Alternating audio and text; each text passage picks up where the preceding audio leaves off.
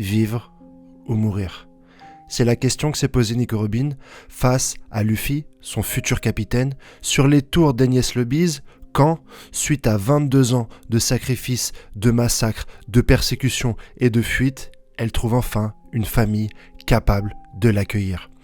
Ça, c'est l'introduction que j'aurais voulu te faire, mais tous les youtubeurs vont faire la même chose, et pour dire la vérité, moi je m'en bats les claouis. Il y a une seule chose que je voulais dire en introduction pour ce chapitre, ça me fait marrer parce que une des premières théories qui m'a fait connaître un petit peu dans le One Piece game, c'était de dire que Big Mom ne finirait pas sur Elbaf. À l'époque, les grands youtubeurs nous promettaient que Big Mom allait gagner son combat sur Onigashima et qu'en plus, elle allait être particulièrement développée sur l'île des géants. Ils prenaient comme source le flashback de Big Mom sur l'île d'Elbaf et ils prévoyaient qu'on aurait un petit peu une continuité des intrigues de cette époque-là. Mais dans le chapitre d'aujourd'hui, on a une révélation de Gerd qui nous explique qu'elle avait appris la mort de Big Mom sur Wano Kuni, qu'elle était triste parce que finalement ils étaient amis quand ils étaient plus jeunes sur Elbaf, même si elle ne peut pas lui pardonner ses crimes. C'est un des éléments de ce chapitre, bienvenue dans ce résumé complet du chapitre 1133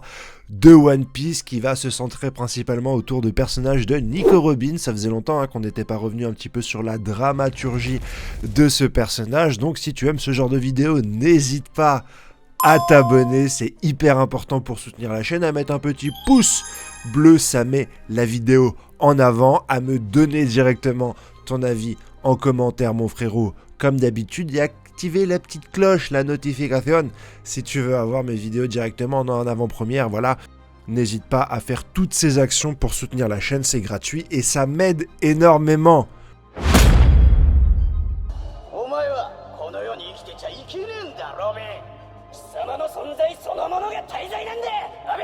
Le chapitre va commencer sur le flashback de Nico Robin. Après l'incident d'Ohara, on va avoir quelques informations supplémentaires, notamment que Spandam avait accusé Nico Robin d'avoir détruit non seulement les cuirassés de la marine, mais aussi le bateau qui avait les survivants.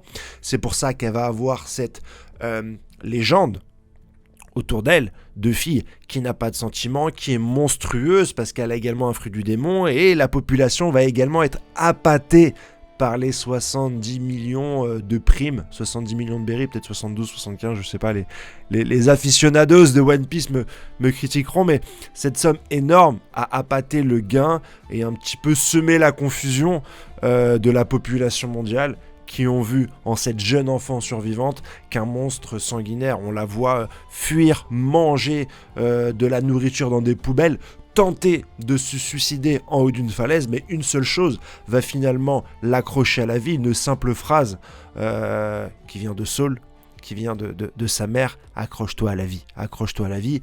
On voit aussi le parallèle un petit peu avec ce cri de détresse très connu de Nico Robin pendant l'arc Water 7, Enies Lobby même, je dirais, pour être plus précis, où Luffy lui demande si elle veut vivre, et elle crie « Oui, je veux vivre ». Cette phrase emblématique qui résonne, et qui est une des scènes les plus emblématiques de One Piece, a une explication un peu plus profonde aujourd'hui. C'est également un chapitre de retrouvailles. On va avoir un petit peu tous les Mugiwara qui vont se retrouver avec l'équipage d'Ajrudin, avec Gerd et Guldenberg, qui vont un petit peu expliquer quelques mécanismes de l'île d'Elbaf, notamment le procédé qui permet au bateau de naviguer sur les nuages, un procédé qui a été fait par le docteur Vegapunk et qui est rendu compatible sur l'île des géants grâce un petit peu au climat de Elbaf qui permet à la technologie d'éclore. Hier, je vous ai beaucoup parlé du navire que Lafitte nous a décrit, si tu es capable de faire des tourbillons.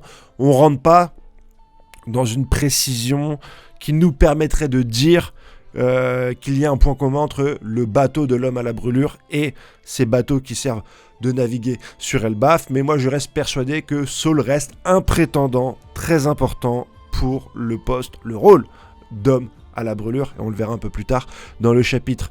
Gerd va nous parler donc de Big Mom, comme je vous l'ai dit en introduction, en expliquant que la population d'Elbaf est au courant finalement de la défaite de ce Yonko. Ajrudin va présenter également son équipage à son empereur, parce que Ajrudin a juré fidélité à Luffy, même si c'était pas le cas de Rhodes qui est enfermé là sur le bateau. Gerd et l'autre prennent très bien le fait est qu'ils rejoignent un petit peu l'équipage de Monkey D. Luffy. L'équipage se rassemble et Gerd va nous dire que Saul attend Robin, que Saul est un prof d'histoire d'Ohara. Usopp va être un petit peu étonné en disant waouh, les géants, ces combattants suivent des enseignements, en gros vont à l'école, etc. Parce que c'est très important.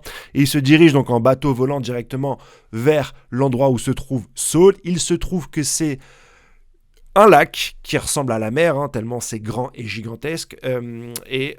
Arrivé là-bas, il y a une petite fille qui crie que Saul est mort, et en fait, ce n'est qu'un jeu.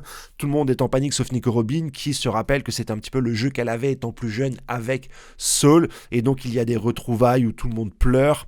Saul nous raconte comment il a survécu grâce aux flammes d'Ohara qui ont fait fondre sa couche de glace. Tout le monde chiale. Robin lui dit ne me raconte pas ta vie. Elle lui dit ça techniquement, ne me raconte pas ta life, félicite-moi seulement d'être vivante. Et il la félicite effectivement. 22 ans de cavale, 22 ans à s'accrocher à une simple phrase. Et enfin les deux personnages se retrouvent, beaucoup de larmes de la part également des Mugiwara et Luffy qui regarde un petit peu cette scène avec un beau sourire parce qu'il est content de savoir qu'un membre de son équipage, surtout Nico Robin parce qu'il connaît son passé, a réussi à survivre. Voilà les éléments de ce chapitre. Pas d'intrigue développée sur Shanks, pas d'intrigue développée sur Loki, ni sur l'homme au chapeau. Est-ce que c'est Shiki, est-ce que c'est Gaban? J'espère que Saul va nous donner un certain nombre de révélations une fois que l'émotion sera passée, parce qu'il a quand même des sacrées vérités, mais ça fait du bien d'avoir un petit peu ce genre de chapitre très attendu. Comme je vous l'ai dit, et je vous le répète souvent, sur Elbaf, on a plein d'intrigues. Bragman, Big Mom, même si aujourd'hui elle n'est pas là. Saul, plein de Rhodes finalement, et Ajrudin. C'est cool qu'on puisse déjà un petit peu boucler toutes ces mini-intrigues qu'on a eues durant presque 27 ans d'écriture avant de développer complètement le début de cet arc Elbaf. N'hésite pas à me donner ton avis, commentaire, à mettre un petit pouce bleu et la cloche en notification, à t'abonner si c'est pas déjà fait, et je vous dis peut-être à ce week-end pour une review, ou peut-être sur Hunter x Hunter, je sais pas. Voilà, bisous, allez, ciao.